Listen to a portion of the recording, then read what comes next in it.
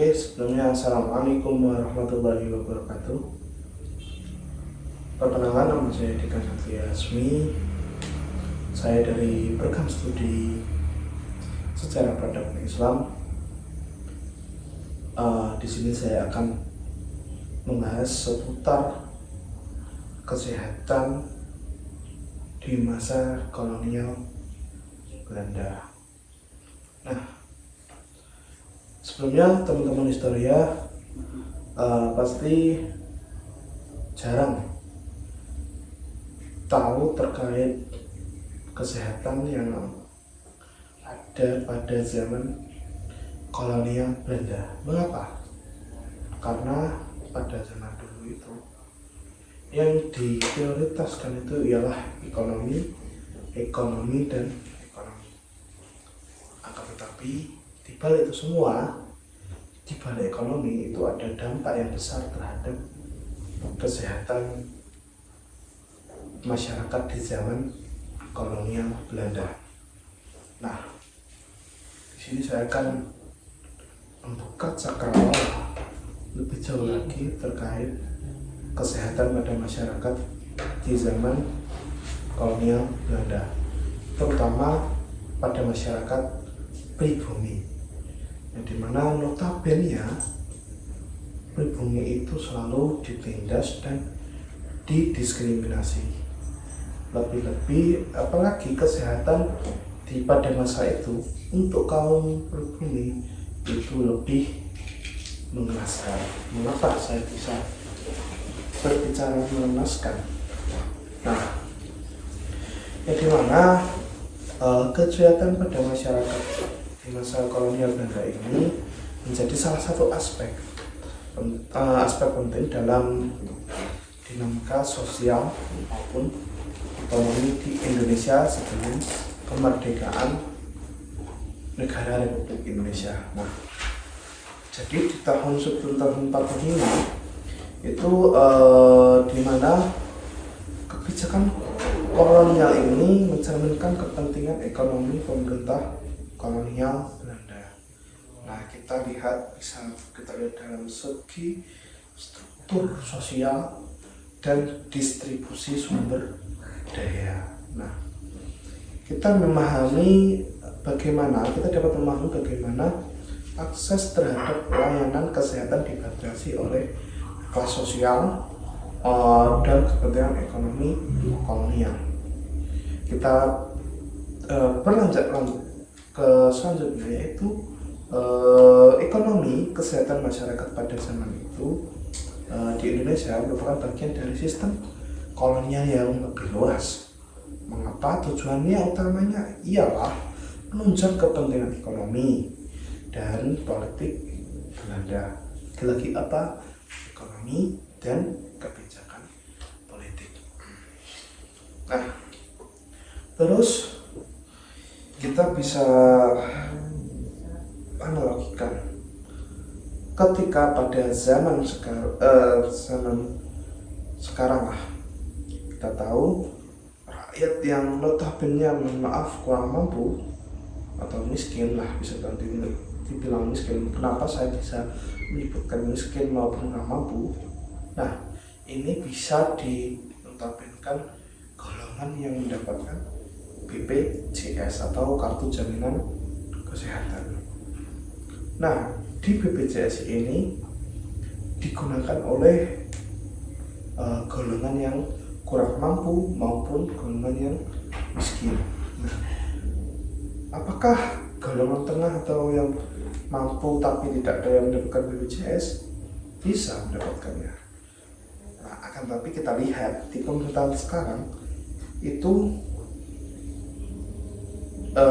perhatian terhadap masyarakatnya itu sangat minim banget.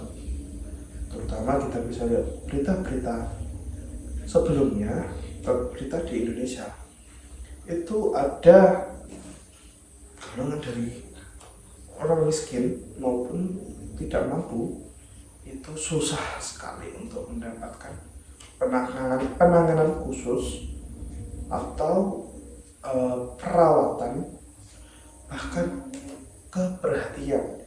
kita nggak usah membahas terkait penanganan maupun perawatan, akan tetapi ke lebih perhatian. Kenapa saya bisa bilang perhatian? Pemerintah saat ini itu bukan mencoba, tapi lebih kayak kita tidak punya uang, ya udah kita pakai BPJS, tapi perhatiannya itu kurang. Kenapa? Ya itu tadi, karena banyak antrinya dari berbagai golongan di atasnya, golongan yang tengah maupun yang atas. Jadi ketika kita di bawah, kita akan lebih sulit untuk mendapatkan jaminan kesehatan yang lebih dulu. Jadi ketika golongan kaya dan golongan miskin itu mempunyai ketimpangan yang sangat jauh atau kesenjangan sosial. Nah, jadi kita bisa bayangkan di zaman kolonial Belanda bagaimana nasib pribumi, bagaimana nasib rakyat biasa yang dimana di bawah pemerintahan kolonialisme atau kolonial pada masa kolonial Belanda, yaitu sebelum kemerdekaan di tahun 45, yaitu di sebelumnya. Ketika sudah perang, tapi pribumi mempunyai penyakit tertentu, atau kalau dulu itu di masa kolonial itu malaria. Nah, tapi penanganan khusus dari pemerintah Belanda atau perhatian khususnya itu sangat kurang sekali. Kenapa? Karena ya dia memikirkan golongannya sendiri atau kaumnya sendiri di pemerintahan kolonial Belanda. Kita tidak bisa sampai turun ke bawah. Faktornya yang pertama yaitu kesenjangan sosial, atau biasa yang diambil kalau sekarang itu kasta. Orang Eropa sama orang pribumi kolonial Belanda ini memprioritaskan ya Eropa. Mengapa? Karena kualitasnya lebih bagus Eropa, dan pribumi ini mudah sakit atau penyakitan. Nah, maka dari itu, dengan tradisi itu sampai saat ini itu masih dipermasalahkan bagaimana secara solusi kesehatan itu agar merata ke seluruh pelosok negeri di zaman sekarang. Contohnya di Nusantara ini yang dari Sabang sampai Merauke, yang seharusnya kesehatan itu menjadi prioritas utama, dan kedua ialah pendidikan. Kita bahas kesehatan aja. Jadi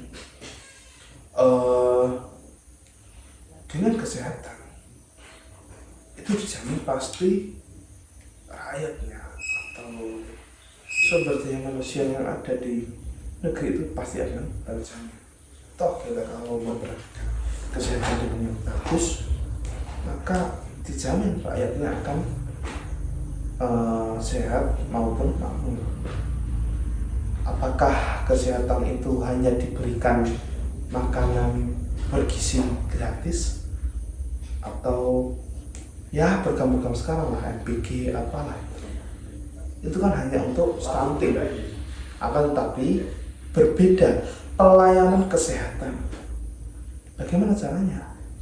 Ya satu posko, di titik posko atau di titik desa itu minimal ada dokter satu spesialis atau dokter umum. Jika uang yang dikorupsi 11 triliun yang sekarang viral itu bisa membuat kok satu desa itu satu puskesmas. Jadi kalau satu desa satu puskesmas, bagaimana tidak masyarakat akan terjamin sehat dengan adanya sosialisasi kesehatan di masyarakat. Contohnya sosialisasi HIV, virus HIV, TBC, diabetes maupun lainnya. Nah, jadi kita kembali ke kolonial Belanda. Jadi untuk tujuan utama kesehatan itu penunjang ekonomi. Yang pertama, sistem kesehatan difokuskan pada pencegahan wabah penyakit yang dapat mengganggu jalannya produksi di perkebunan, tambang, dan pelabuhan. Nah, untuk yang selanjutnya, poin selanjutnya itu perhatian lebih diarahkan kesehatan ini diarahkan kepada daerah-daerah yang strategis secara ekonomi seperti perkebunan dan kota pelabuhan, bukan pada wilayah pedalaman atau terpencil. Nah, ini mungkin era kolonial diterapkan pada zaman pemerintah sekarang, yang dimana di wilayah pedalaman atau terpencil ini sangatlah kurang. Nah, yang selanjutnya poin 2 yaitu layanan kesehatan yang tersegmentasi. Yang beberapa ada itu situ ada beberapa poin. Yang pertama, Eropa mendapatkan layanan kesehatan terbaik termasuk rumah sakit modern dan dokter spesialis. Terus poin selanjutnya, pekerja pribumi atau bumi putra hanya mendapat layanan terbatas melalui poliklinik, rumah sakit darurat, atau tenaga medis rendah seperti mantri dan dukun resmi yang dilatih Belanda. Nah, mungkin ini diterapkan di Pulau Jawa saja, tapi saya tidak tahu bagaimana perkembangan di Pulau Kalimantan, Sulawesi maupun di Pulau Papua. Nah, selanjutnya poin selanjutnya yaitu kesehatan itu penduduk sering dianggap kesehatan penduduk ini sering dianggap sebagai sarana untuk mempertahankan tenaga kerja yang sehat dan produktif. Nah, selanjutnya kita bahas terkait ekonomi dan kesehatan di masyarakat kolonial Belanda. Contohnya di sistem tanam paksa atau kulturstansa. Nah, di zaman Belanda itu kalau tanam paksa, kesehatan buruh itu perkebunan maupun lainnya itu menjadi perhatian hanya jika mempengaruhi produktivitas. Terus jika ada jaminan kesehatan atau perlindungan kerja, tenaga kerja terpaksa atau dipaksa bekerja dalam kondisi yang buruk dan angka kematian yang cukup tinggi. Nah, kenapa hal itu bisa terjadi? Ya, kita nggak bisa dipungkiri bahwasanya Belanda itu tidak mau atau tidak mau tahu untuk masalah. Yang penting ekonomi saya itu terpenuhi walaupun kesehatan pribumi atau pekerja ini buruk. Makanya ada sistem tanam paksa ini sangat memprihatinkan karena banyak jiwa-jiwa yang sudah meninggal dunia. Oke teman-teman, bahwasanya ketika di tanam paksa atau kulturstansa ini banyak jiwa yang meninggal, maka pemerintah Belanda itu tidak menggubris sama sekali. Yang penting ekonomi di masa kolonial tersebut tetap berjalan. Nah, sebenarnya kalau ekonomi di zaman Belanda itu juga dampaknya sangat besar bagi kesehatan karena banyak yang dikorupsi di pemerintahnya sendiri sehingga perhatian terhadap kesehatan masyarakat itu sangat kurang sekali. Nah, di kolonial Belanda ini, di masa Belanda ini juga tidak luput kayak ekonomi pada zaman itu banyak yang menurun drastis karena kesanggupan para pemerintah di masa saat itu kurang tanggap, terutama pada layanan kesehatan. Nah, kita berbicara di kesehatan ini menurut saya sangat panjang sekali. Nah, mungkin itu yang bisa saya sampaikan Jika ada kritik maupun saran, silahkan tulis di kolom komentar di bawah ini.